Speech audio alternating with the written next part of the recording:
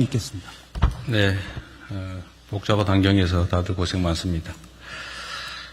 미국과 이란이 2주간 휴전에 합의하면서 악화하려고 치닫던 중동 전황이 새 국면을 맞이하고 있습니다. 아직은 결과를 낙관하기는 이르고 또 순조롭게 협상이 이루어진다 해도 전쟁의 충격이 상당 기간 계속될 우려가 높습니다. 정부는 긴장의 끈을 조금도 놓지 말고 발생 가능한 모든 시나리오에 따른 준비된 대책들을 더욱 세밀하게 그리고 선제적으로 추진해야 되겠습니다. 가장 시급한 과제는 현재 호르무즈 해협에 발이 묶인 우리 선원들과 선박들을 안전하게 귀환시키는 일입니다. 우리가 가진 외교 역량 네트워크를 총동원해서 국제사회와의 긴밀한 공조를 바탕으로 적극적인 협의에 나서 주시기 바랍니다. 원유와 핵심 원자재 추가 확보에도 총력을 다해 주시기 바랍니다. 특히 플라스틱, 비닐, 의료용품 등 최근 수급 우려가 불거진 품목들의 안정적 관리에도 만전을 기해 주시기 바랍니다. 중동 전쟁이 언제 어떤 방식으로 마무리되든 전쟁 이전과 이후는 분명하게 전혀 다른 세계가 열리게 될 것입니다. 그에 따른 대비를 철저히 해야 되겠습니다. 에너지 수급처의 다변화, 또 재생에너지 중심 사회로의 전환, 산업구조 혁신에 속도를 내고 초인공지능과 차세대 SMR, 인공지능 로봇 등 미래 성장 동력 육성에도 더욱 박차를 가해야 될 것입니다. 지방이 주도하는 모두의 성장으로의 대전환, 이는 우리 경제의 지속적이고 질적인 도약을 위한 필수 조건입니다.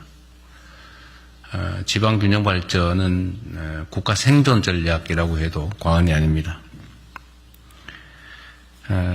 아직은 미약하긴 한데 지방이 주도하는 성장의 뉴 노멀 흐름이 곳곳에서 관철되고 있습니다.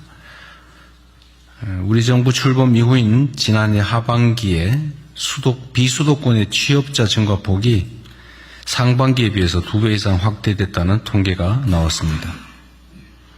비수도권 청년층의 고용률도 상반기보다는 많이 개선됐습니다.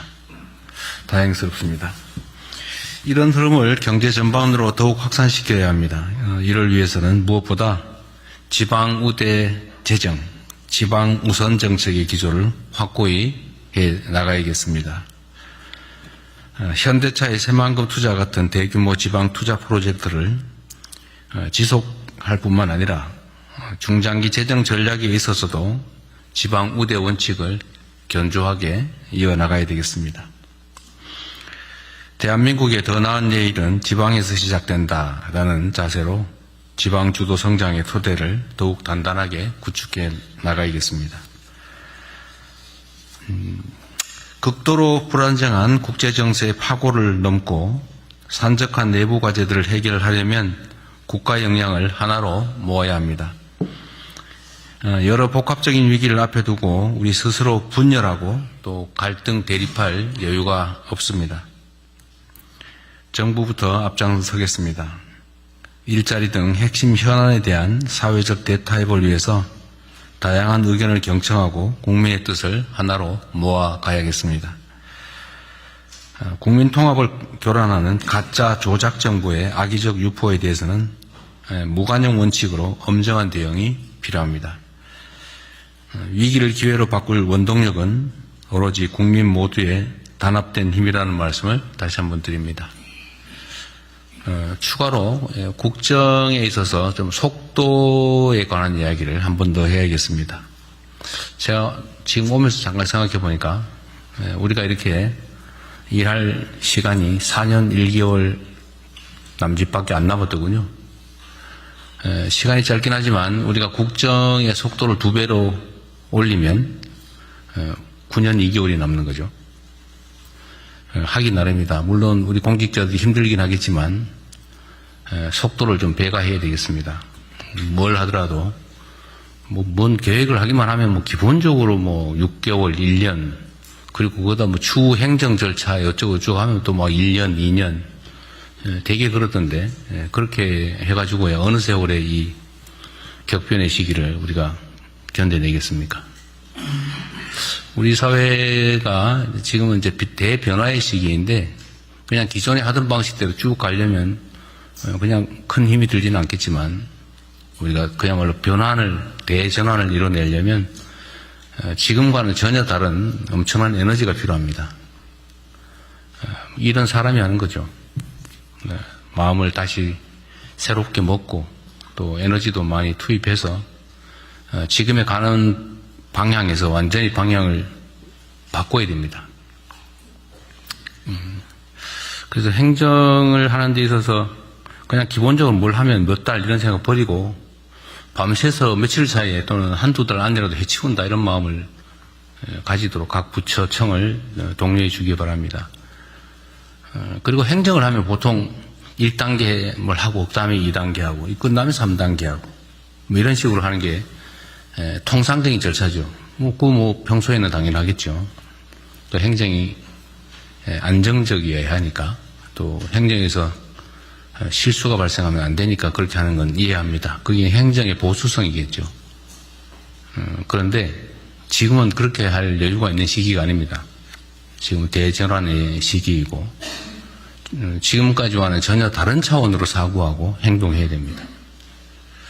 그래서 행정 절차를 하더라도 시간을 줄이는 건 물론이고 1, 2, 3, 4의 순서로 되어 있는 걸 목표가 명확하면 그냥 모든 절차를 동시에 수행하도록 하고 또 필요하면 관련 규정들도 개정하도록 하십시오. 우리는 법, 그 다음에 뭐 시행령 규칙, 그 다음에 지침, 과거의 관행 이런 게 매여가지고 그냥 그 생각에서 못 벗어나는 경우가 있어요. 그건 통상적인 시기에 하는 평범한 행정인 것이고 지금은 비상시기이기 때문에 생각 자체를 틀을 바꿔야 됩니다. 필요한 법도 막 다시 만들고 개정하고 뭐 시행령이든 규칙이든 지침이든 이런 거 필요하면 바꾸면 되는 거죠. 거기에 얽매이지 않았으면 좋겠어요. 필요하면 바꾼다. 필요한 제도가 있으면 새로 만든다. 헌법의 범위 내에서 국회의 협조를 받아서 필요한 법을 바꾸면 되잖아요.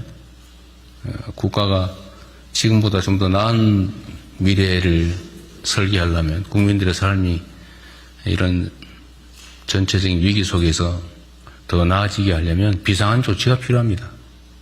통상적인 절차에 따라서 통상적인 규범에 따라서 통상적인 판단과 결정으로는 부족하죠.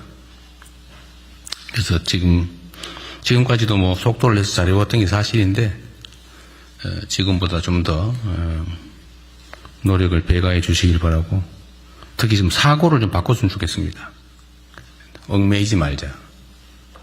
속도가 2배면 일을 2배 할 수 있다. 근데 우리가 일할 수 있는 시간이 제한되어 있기 때문에 드릴 말씀입니다. 못했다는 얘기 전혀 아닙니다. 다들 열심히 잘하고 있어요. 근데 잠을 좀 더 줄이자. 이거 우리 청와대도 그 포괄임금제 너무 하지 마세요. 그 누구 담당인지 모르겠는데 연장, 야근, 휴일, 주말 뭐 이런 거 근무하면 제대로 대가를 지불하도록 하십시오.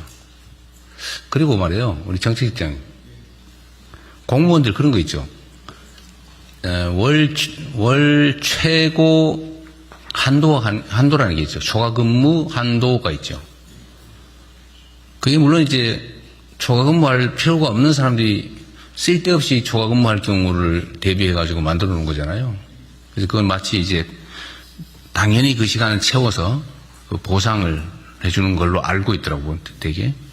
그러니까 꼭 야근 안 해도 되는 사람, 주말 근무 안 해도 되는 사람들이 그 시간만큼은 또 하는 경향이 없지 않아요? 각 부처들이 대체적으로 그렇죠. 그 문화도 좀 바꿔야 되겠어요. 서로 믿어주고 진짜 필요한 사람은 더 일하게 하고 대신 관리 감독을 잘하면 되지 그걸 제한을 해놓고 쓸데없이 안 해도 될 사람이 그 시간 다 초과 근무하고 해야 될 사람은 그 이상 하면서도 그 인정도 못 받고 그거 이상한 것 같아요. 그건 개선책을 좀 만들어 보시면 좋겠습니다. 예, 인사혁신자고 예, 네, 말을 하겠습니다. 네, 이상입니다.